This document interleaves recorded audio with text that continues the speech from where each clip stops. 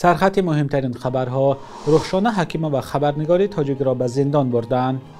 مقامات تاجیکستان باز 47 پناهجوی افغانستانی را اخراج کردند و زمین لرزه در شهر استانبول 10 کس زخمی شدند.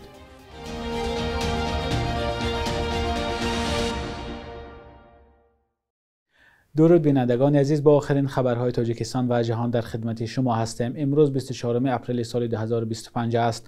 روزنامه‌نگار رخشانه حکیمه را که در دایره پرونده معروف به کوشش تبدلات به 8 سال زندان محکوم شده بود، روز 22 اپریل به زندان زنانه شهر نارک بردند. تا این مدت او در بازداشتگاه موقت شهر دوشنبه نگهداری میشد. مقامات تاکنون درباره به زندان نارک انتقال دادن رخشانه حکیمه و اظهار نظر نکردند. نزدیکانش به رادیوی آزادی گفتند که روز 22 اپریل از منبع‌های خود در این باره آگاه شدند. پس از آن که دادگاه عالی حکم رخشانه حکیمه را به تغییر گذاشت، وکیل مدافع روزنامه‌نگار گفته بود که پس از 5 روز اعتبار قانونی پیدا کردن حکم او را به محبس انتقال خواهند داد.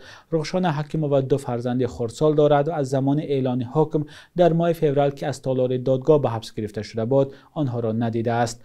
2 روز پیشتر خبرگزاری از پلاس با تکیه بر نزدیکان این روزنامه‌نگار خبر داد که مقامات نزدیک به 230,000 سامانه رخشانه حکیمه را مصادره کردند. این مبلغی بود است که حکیمه برای خرید خانه در دوشنبه جمع کرده بود و در حساب بانکیش نگه می داشت. نام 931 زاده تاجیکستان که از ماه ایون سال 2022 تا ماه ژانویه سال 2025 به طور قراردادی از طرف روسیه به ضد اوکراین جنگیدند اعلان شد. روی خط را زیستن می‌خواهم طرح دولتی اوکراین روز 23 اپریل با نام زرخریدان از تاجیکستان در صف نیروهای مسلح روسیه نشر کرد. مؤلفان گفتند که معلومات را به واسطه آدمان خود در ارتش روسیه دسترس کردند. بر اساس فهرست از 931 زاده تاجیکستان تا ماه ژانویه سال 2025 196 نفر کشته شدند. از همه بیشتر در سال 2024 147 کس. سن این زادگان تاجیکستان از 18 تا 70 ساله بوده است. رادیوی آزادی تاکنون درباره کشته شدن 10 زاده تاجیکستان در جنگ اوکراین و یا مجبوری از کوچه و زندان به ارتش روسیه بردن شدن آنها گزارش داده است. فهرست زرخریدان از تاجیکستان در صف نیروهای مسلح روسیه درستی این معلومات را بار دیگر تصدیق می‌کند. واکنش حکومت تاجیکستان به نشر نام شهروندانش در روی خط زرخریدان هنوز معلوم نیست. یک منصبدار ریاست کارهای داخلی ولایت ختلان به رادیوی آزادی گفت پس از شروع جنگ در اوکراین دستور گرفتند که تاجیکان را که به این جنگ جلب شدند روی خط کنند. مقامات تاجیکستان سال 2023 تنها 100 مورد جلب محبوسان تاجیک را از زندانهای روسیه به جنگ تصدیق کرده دیگر در این باره معلوماتی ندادند. مقامات در چند مورد از مهاجران خواستند که به جنگ بیگانه نروند چون جوابگری دارد. بینندگان عزیز، تفصیلات پره این گزارش در سامانه رادیوی آزادی با نشان azadi.org نشر شده است. نیروهای امنیتی تاجیکستان بیش از 40 پناهجوی افغانستانی را از کشور اخراج کرده به افغانستان برگرداندند. در این باره رسانه‌های فارسی زبان از جمله خاما پرس، افغانستان اینترنشنال و باشگاه خبرنگاران جوان 23 اپریل خبر دادند. منبع‌های رادیوی آزادی نیز این خبر را تصدیق کردند. به قبل منبع پناهجویان اخراج شده در شهر وحدت زندگی می‌کردند و اساساً به تکثیرانی مشغول بودند. باشگاه خبرنگاران جوان نوشته است که 47 شهروند اخراج شده افغانستان صاحب کارت گریزگی سازمان ملل بودند. به گفته منابع محلی برخی از این پناهجویان به اداره امنیت شهر وحدت دعوت شده و تعداد دیگر در مکان‌های سیرادن بازداشت و به افغانستان بازگردانده شدند. نوشته است این رسانه. مقامات تاجیکستان در این باره رسما شرحی ندادند. بعد از سال 2022 10 پناهجوی افغانستانی از تاجیکستان اخراج یا دیپارت شدند. به اطلاع کمیسریت عالی سازمان ملل در امور گریزه‌ها تنها در ماه دکمبر سال 2024 80 افغانستانی از تاجیکستان به وطنشان فرستاده شدند. مقامات تاجیکستان در این باره نه آمار و نه شرحی نمی‌دهند. کمیسریت عالی سازمان ملل در امور پناهنده ها بارها از اخراج گریزه های افغانستانی نگرانی کرده از مقامات تاجیکستان خواسته بود که این کار را بس کنند. در پی زمین لرزه در شهر استانبول ترکیه 151 کس مجروح شده است. مقامات گفتند 17 ها نیستند. روز 23 اپریل چند زمین لرزه شهر استانبول را تکان داد. خدمات حالات فوق‌العاده ترکیه خبر داد که مرکز زمین لرزه در 80 کیلومتری استانبول و در چوخوری 7 کیلومتری بحر بوده است. زمین لرزه اول ساعت 12:13 به وقت محلی رخ داد که قوه‌اش 3.9 درجه بود. زمین لرزه دوم ساعت 12:49 ثبت شده است که از همه سخت‌تر بود. بعد این 2 لرزش دیگر زمین رخ داد که قوهشان قریب به 5 درجه می رسید. با گزارش خبرگزاری رایترز در سالهای اخیر این یک از پرقوت‌ترین زمین لرزه در استانبول بوده است. شهری که 16 میلیون اهالی دارد. علی یرلیکایا وزیر کارهای داخلی ترکیه خبر داد که لرزش زمین در شهرهای همسایه استانبول هم ثبت شده است. خبرگزاری فرانس پرس گزارش داده است که زمین لرزه در شهر صوفیا پایتخت بلغارستان هم ثبت شده است. وزارت کارهای داخلی تاجیکستان از بازداشت یک ناظر برق در ناحیه جلال‌الدین بلخی خبر داده است. به اطلاع این نهاد این ناظر 53 ساله از 24 ساکن این ناحیه قریب 31,000 سامانه پول استفاده برق را گرفته تنها 6,500 را به دولت سپاریده است. در حالی که نظر این مرد به قضیه معلوم نیست، مقامات میگویند که ناظر برق 24,000 سامانه پول استفاده برق را از خود کرده است. در یک هفته اخیر این بار دوم است که مقامات از بازداشت ناظران برای دزدی پول برق خبر میدهند. پیش از این وزارت کارهای داخلی گفت 3 ناظر برق را در ناحیه جلال‌الدین بلخی و عبدالرحمن جامی دستگیر کرده است. همه آنها به آن متهم می‌شوند که پول استفاده برق را از مردم جمع کرده ولی به دولت نسپاریدند. بازداشت این مسئولین در پی سخت‌تر شدن جزا برای دزدی برق انجام می‌شود.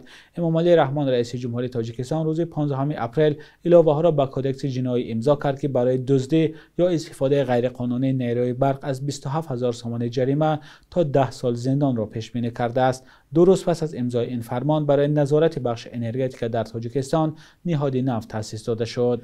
همکاران ما از ساکنان شهر باختر پرسیدند که آیا با بازداشت و جزا دادن می توان پیش راه دزدی برق را گرفت؟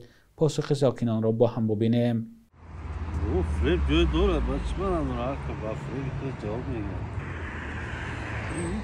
چیزی بگی نگی اما دیگه چی میکنی؟ نه ما دست خود راکی که خاک کنم دیگه چی میگی؟ چی میگی؟ من نمیدونم اخی آخه که هم تری میگوی همیگه بگنم من نمیدونم اخی تری رو ندیدم چون اخی من اولم سابقه کم خورم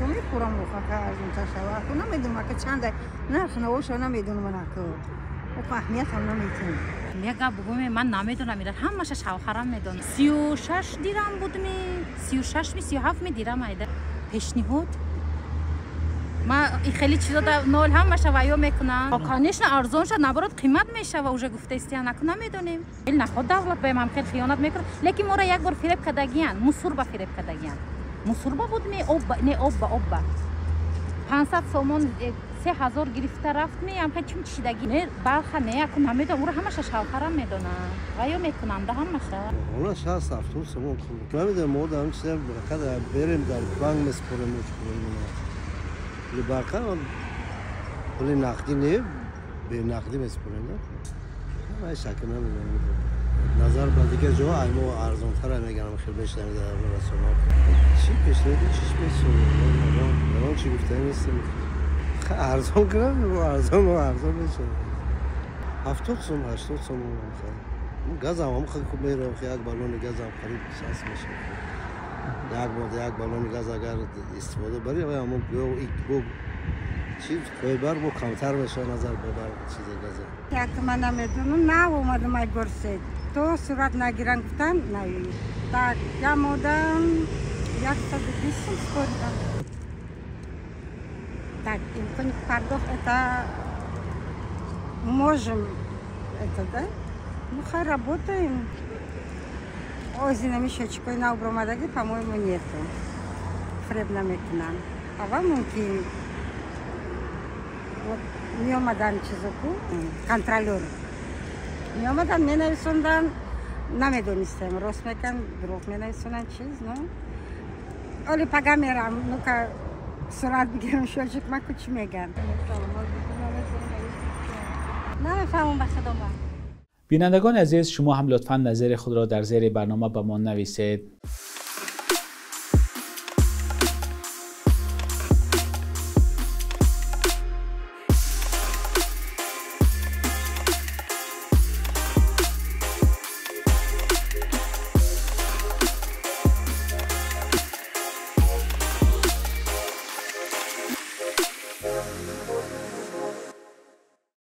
بخش یک روز تاریخ است که مهمترین تحولات تاریخی در روز 24 اپریل را فرا می‌گیرد.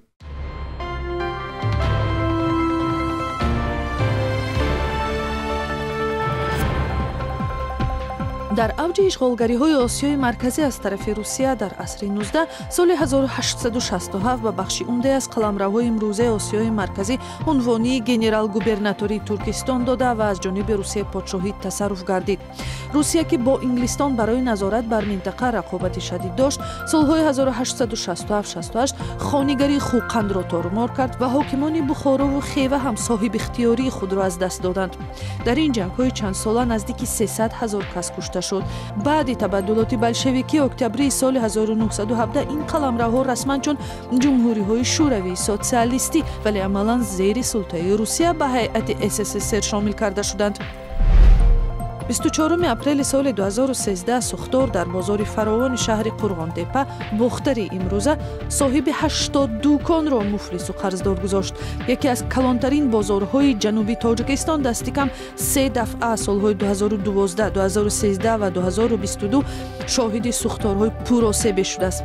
سوختار در بازارهای نقاط دیگری تاجیکستان هم بارها رخ داده است ولی اکثر وقت جبران زیانی رسیده به صاحبکاران و برقرار کردن تجارت آنها از مسئله های بحث برانگیز میماند.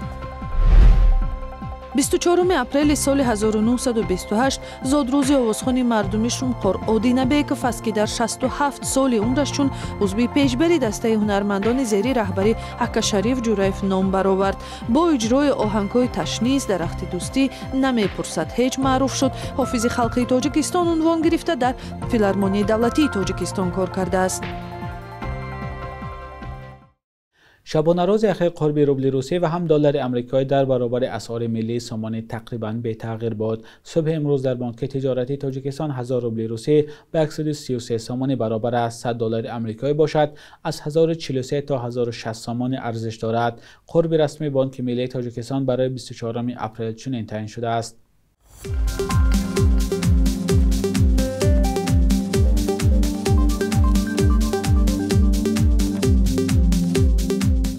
بینندگان عزیز، اینجا رسیدیم به پایان برنامه نوید. خدا نگهدارتان.